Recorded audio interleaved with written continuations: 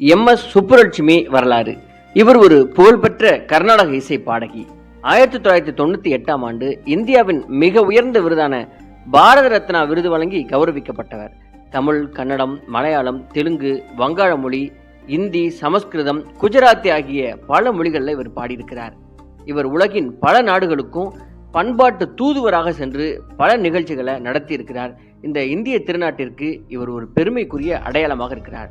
இந்த எம்.எஸ். சுப்புலட்சுமி இவருடைய குடும்ப பின்னணி என்ன, இவர் எந்த ஊரை சார்ந்தவர், இவருடைய சாதனைகளுக்கு முன்னாடியெல்லாம் என்னென்ன சோதனைகளை அவர் சந்தித்திருக்கிறார் என்று இந்த எம்.எஸ். சுப்புலட்சுமியோட வாழ்க்கையில நிறைய தன்னம்பிக்கை தரக்கூடிய விஷயங்கள் நடந்திருக்கிறது. அவை எல்லாவற்றையும் இந்த வீடியோவில் பார்க்கலாம். இது ஆர்.எஸ். ராஜா டாக்கீஸ். இதுவரை இந்த சேனலை நீங்க சப்ஸ்கிரைப் பண்ணலனா சப்ஸ்கிரைப் பண்ணிட்டு ஒரு லைக்கையும் போட்டுவாங்க. எம்.எஸ். சுப்புலட்சுமியின் வாழ்க்கை வரலாற்றை பற்றி சொல்ல வேண்டுமானா அது வியப்பும் ஆச்சரியத்தையும் நமக்கு கொடுக்கும். பெண்கள் பொதுவெளியில பாடக்கூடாது அப்படின்னு இருந்த கட்டுப்பாட்டை இவர் தகர்த்தெறிந்தார். தனக்கென்று ஒரு குழந்தை கூட இல்லாத நிலையில தான் சம்பாதித்த பொன்னையும் பொருளையும் கோடிக்கணக்கான பணத்தையும் பல்வேறு நற்காரியங்களுக்காக செலவழித்தவர் தான் இவர். கல்கி வார இதழ் ஆரம்பிக்க நாரதர் வேடமிட்டு நடிக்கவும் செய்திருக்கிறார். தேவதாசி முறைக்கு எதிராக தனது சேவா சதனம் படத்தின் மூலம் சாட்டையடி கொடுத்தவர். தேசத்தந்தை மகாத்மா காந்தியடிகளின் அஞ்சலி கூட இவர் பாடிய ரகுபதி ராகவ ராஜாராம் பாடலின் மூலம்தான் நிறைவு பெறுகிறது. இப்படி இவரை பற்றி நம்ம சொல்லிக் கொண்டே போகலாம். மதுரை சண்முக வடிவு சுப்புலட்சுமி எனப்படும் எம்.எஸ். சுப்புலட்சுமி அவர்கள் 1916ஆம் ஆண்டு செப்டம்பர் 16ஆம் நாள் திரு சுப்பிரமணி சண்முக வடிவு தம்பதிகளுக்கு மகளாக மதுரையில் பிறந்தார். பரணியில் பிறந்தவர் தரணி ஆழ்வார் என்ற பழமொழிக்கு ஏற்ப பரணி நட்சத்திரத்துல பிறந்திருக்கிறார். இந்த இசை அரசி மதுரை சென்ட்ரல் சினிமாவின் அருகில் இருக்கும் அனுமந்தராயன் கோயில் தெருவில் உள்ள ஒரு வீட்டில் தான் குஞ்சம்மாள் எனும் இசையரசியின் அரசாட்சி தொடங்கி இருக்கிறது. இசையரசியை அவரது வீட்டில் குஞ்சம்மாள் என்றே அழைத்திருக்கின்றனர்.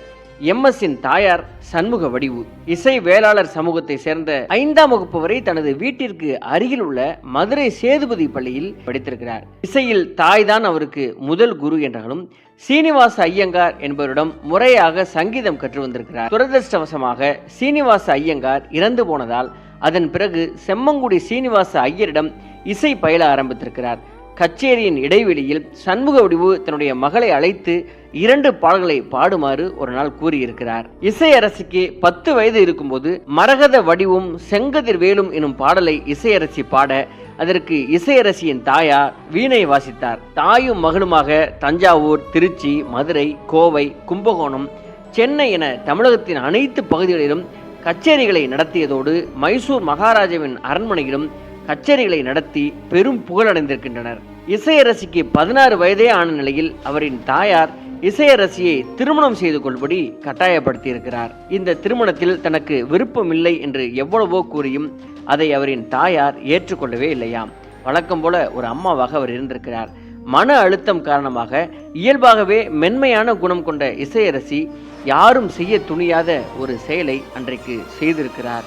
இரவோடு இரவாக வீட்டை விட்டு வெளியேறி பிறகு ரயில் ஏறி சென்னையில் வந்து இறங்கி இருக்கிறார். சென்னையில் ஏற்கனவே அறிமுகமான சுதந்திர போராட்ட வீரரும் பத்திரிகையாளரும் எழுத்தாளர் கல்கி கிருஷ்ணமூர்த்தியின் நண்பருமான திரு சதாசிவம் என்பவரது வீட்டில் அன்றைக்கு தஞ்சம் புகுந்திருந்திருக்கிறார். திரு சதாசிவத்தின் மனைவி அபித குசலாம்பாள் தனது 2வது பிரசவத்திற்காக தன்னுடைய தாய் வீட்டிற்கு சென்றிருந்திருக்கிறார்.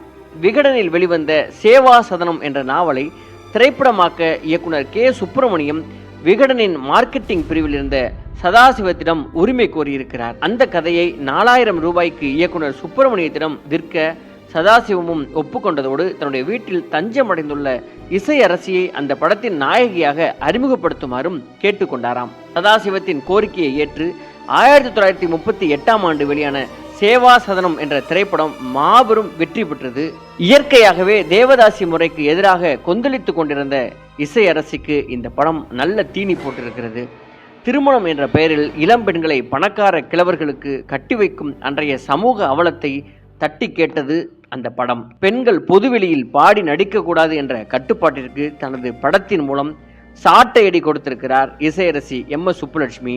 திரு சதாசிவத்தின் தஞ்சம் புகுந்த 3 ஆண்டுகளில் அவரின் மனைவி அபித குசலாம்பாள் இறந்து போன நிலையில் 1940ஆம் ஆண்டு ஜூலை 10ஆம் நாள் எம்.எஸ். சுப்புலட்சுமி சதாசிவம் திருமணம் திருநீர்மலையில் உள்ள ஒரு கோவிலில் சிறப்பாக நடந்து முடிந்திருக்கிறது.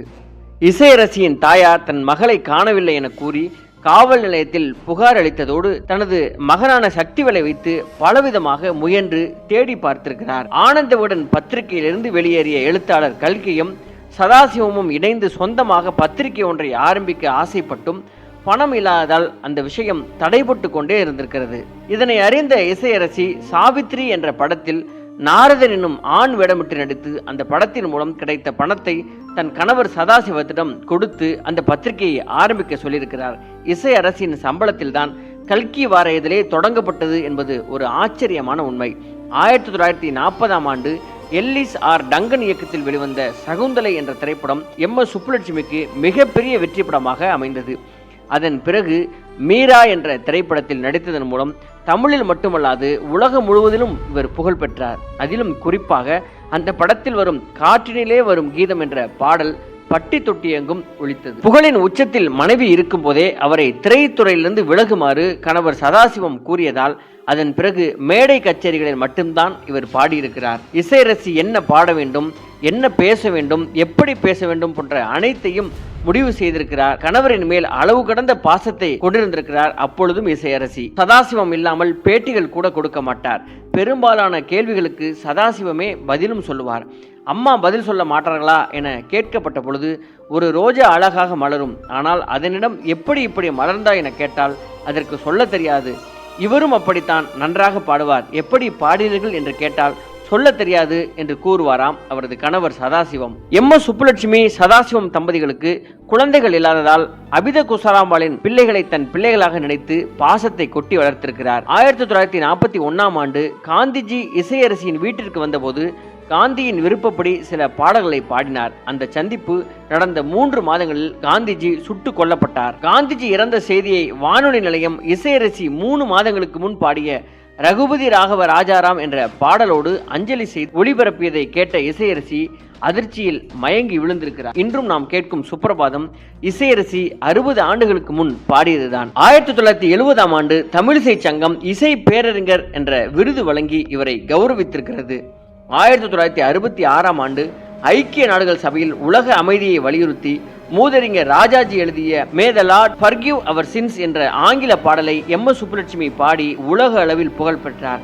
மகாகவி சுப்பிரமணிய பாரதியார், வள்ளலார், ராமலிங்க அடிகளார் போன்ற எண்ணற்ற சாதனையாளர்களின் தமிழ் பாடல்களை மேடைதோறும் பாடி ரசிகர்கள் மனதில் பதிய வைத்தவர் இவர். 1997ஆம் ஆண்டு நவம்பர் மாதம் சதாசிவம் காலமானார். கணவரின் இறப்பிற்கு பிறகு இசையரசி கச்சேரிகள் செய்வதை முழுமையாக நிறுத்தி கொண்டிருக்கிறார். தனது கச்சேரிகள் மூலம் வாழ்நாள் முழுவதும் நிதி திரட்டி அதை பலவிதமான தொண்டு நிறுவனங்களுக்கு பகிர்ந்தளித்தார். இசை மூலம் தனக்கு கிடைத்த பொன்னையும் பொருளையும் நற்காரியங்களுக்காக வாரி வழங்கியிருக்கிறார். பொதுநல சேவையை இறைவனுக்கு செய்யும் சேவையாகவே அவர் கருதினார்.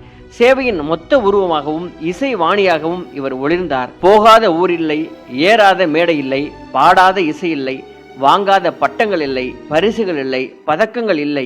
இருந்தும் கடும் வைரஸ் காய்ச்சலால் பாதிக்கப்பட்ட எம்.எஸ். சுப்புலட்சுமி சென்னையில் உள்ள தனியார் மருத்துவமனையில் அனுமதிக்கப்பட்டதோடு பிறகு இவருக்கு மூச்சு திணறல் ஏற்பட்டு சிகிச்சை பலனின்றி தனது 88வது வயதில் காலமானார். தேனினும் இனிய தனது காந்த குரலால் கோடானு கோடி ரசிகர்களின் நெஞ்சங்களில் நீங்காத இடம் பிடித்த இசையரசிக்கு இந்தியாவின் மிக உயரிய விருதான பாரத ரத்னா விருதும் கிடைத்ததோடு இந்தியாவில் பாரத ரத்னா விருது பெறும் முதல் பெண் என்ற பெருமையும் இவருக்கு கிடைத்தது. இசையரசியின் 100வது பிறந்த நாளை சிறப்பிக்கும் வகையில் ஐக்கிய நாடுகள் சபை இவரது உருவம் பொறித்த ஒரு தபால் தலையை வெளியிட்டு பெருமைப்படுத்தியது.